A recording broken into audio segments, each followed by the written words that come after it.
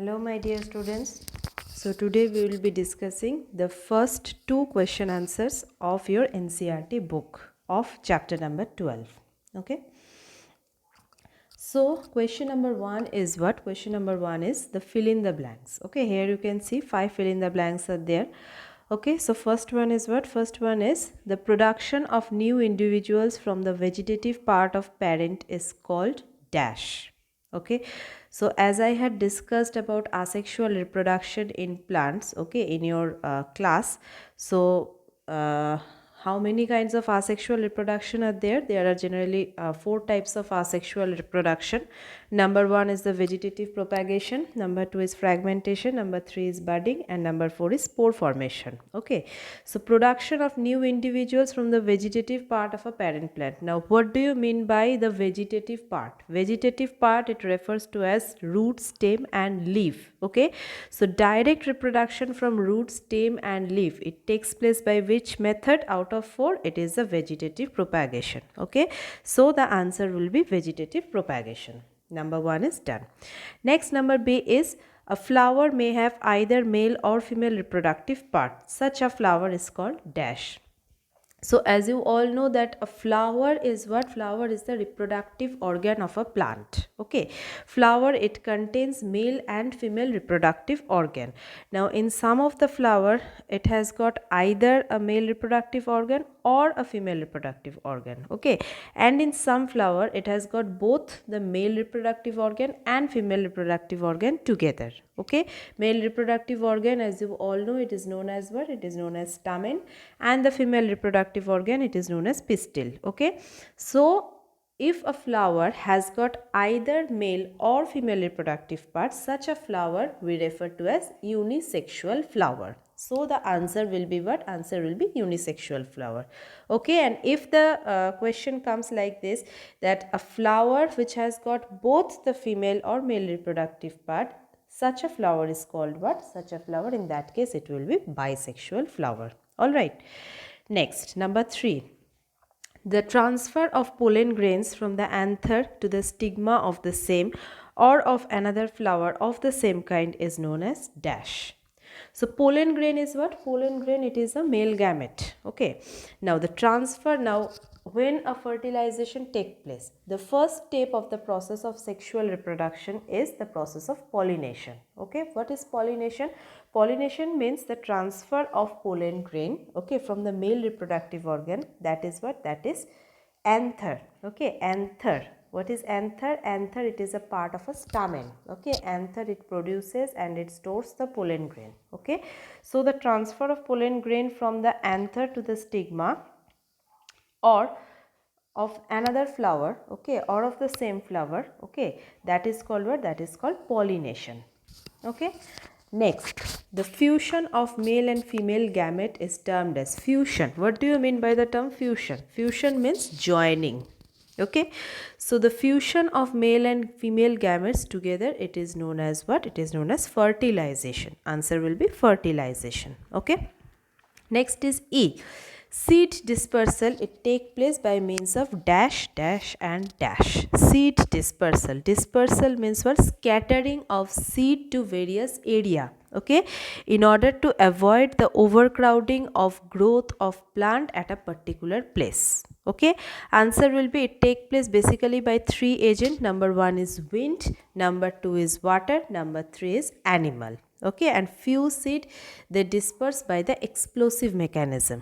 Okay, so since over here 3 agents are required, so over here it will be what? It will be wind, water and animal. Okay, and all the seeds, they are not dispersed by wind, all the seeds, they are not dispersed by water or animal. Okay, the seeds which are dispersed by wind, they are adapted to a special method, that is either they have got a wing like structure present in the seeds, or their flowers are what? Their flowers are hairy. Okay, in case of the seeds which are dispersed by water, they have got what? They have got the fibrous outer coat, or they have got a spongy layer, okay, outside, so that they can able to float in water. Okay, and the seeds which are dispersed by animal, they have got what? They have got the outer hook, okay, so that they can attach to the skin of the animal. Okay, so this is all about your fill in the blanks. Next one is what? Next one is describe the different method of asexual reproduction. The next question. It is quite a lengthy question, okay, along with the example. So as I already said you, what are the different methods of asexual reproduction? The different methods of asexual reproduction are: number one is vegetative propagation. Okay, so it is a type of asexual reproduction where the new plants are produced from the vegetative part. Vegetative parts are what? Already I have said, it is roots, stem, leaves and buds. Okay, it is a direct method of reproduction. That means simply you have to cut. Okay, either you have to cut or by itself they breaks, okay, and it produces a young plant. Okay, example like you can say rose plant can be grown by the vegetative part. Okay, it is done by the method of cutting. Okay, money plant, it is also done by the method of cutting. Then you can say cactus. Okay, next one is what? Or you can say like potato plants, they also grow by the process of vegetative propagation. Sweet potato, then bryophyllum, okay, the leaf of bryophyllum. Okay, so these are the plants, they grow by what? They grow by vegetative propagation. Okay, next one is what? Next one is the budding. Okay, budding, so in this process a new individual, it is formed like a bulb like projection. Already I have explained you when I taught you budding. Okay, mainly budding, it is done by yeast cell. Scientific name of yeast is what? Saccharomyces cerevisiae.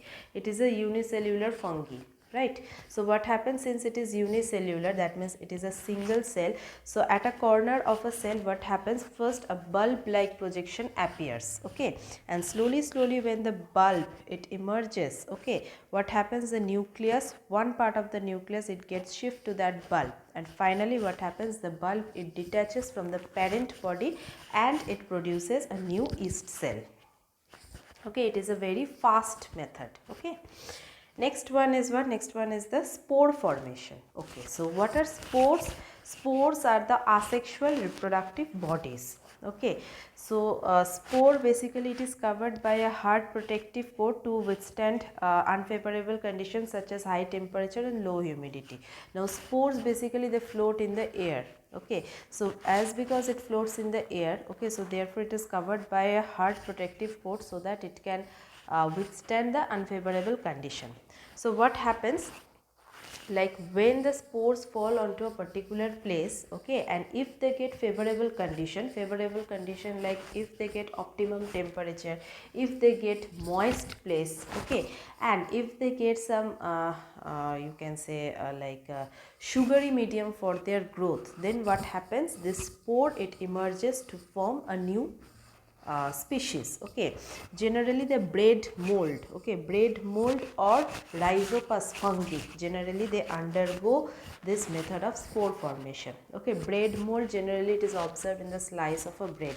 Simply you take a slice of bread, okay, sprinkle some water into it, and then what you have to do, you have to keep that bread slide in a dark condition for few days. Don't keep it under direct sunlight. Okay, after 2 or 3 days, what you will find that a greenish black layer has been formed.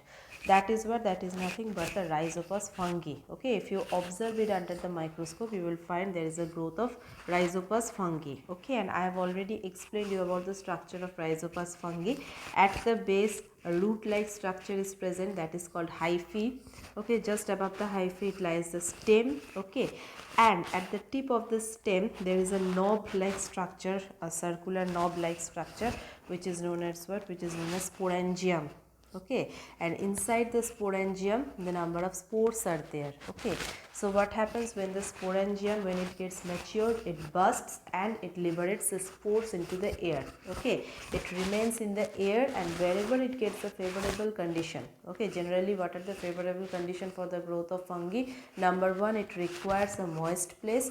Number two, it requires an optimum temperature of around 35 to 37 degrees Celsius. And number three, it requires a sugary medium for growth. Okay. So example, which plant it undergoes this spore formation? It is Rhizopus fungi. Okay, fungi, it is generally referred to as plant. Why? Because the fungal cell, it contains what? It contains cell wall. But the thing which is different from the plant is that plant generally it contains chlorophyll, but fungi it does not contain chlorophyll. Okay, so it is referred to as a saprophyte. Okay. Next is what one more thing, other than rhizopas fungi, two more plant, that is moss and fern, they also reproduces through spores. Okay. Next is what? Next is the fragmentation. Fragmentation, what is fragmentation? So in this process what happens, a new organism it is developed from the fragment of a parent plant body. Okay, fragmentation it is basically it is done by what? It is done by algae. Okay, algae it is what? It is the simplest among all the plants in a plant kingdom. Okay, so it has got a filamentous body. Okay, that means it has got like a thread like structure. Okay, if you see the microscopic view of this algae, you will find that it has got a thread like structure. Okay, it is not differentiated into root, stem and leaf. Okay, so what happens, this thread like structure or the entire means body of this algae, what happens, it undergoes what, when it gets mature, it breaks into two or more pieces or two or more fragment. Okay, then what happens, then this fragment it elongates by the process of cell division. Okay, and again it grows into a parent plant. Okay, then again the same thing it repeats, what happen, it grows and finally what happens, it breaks into pieces. Okay, so this is how generally the algae they undergo the process of fragmentation. All right, so today up to this, in my next class I will be discussing the next two NCERT question. Okay, till then, thank you everyone.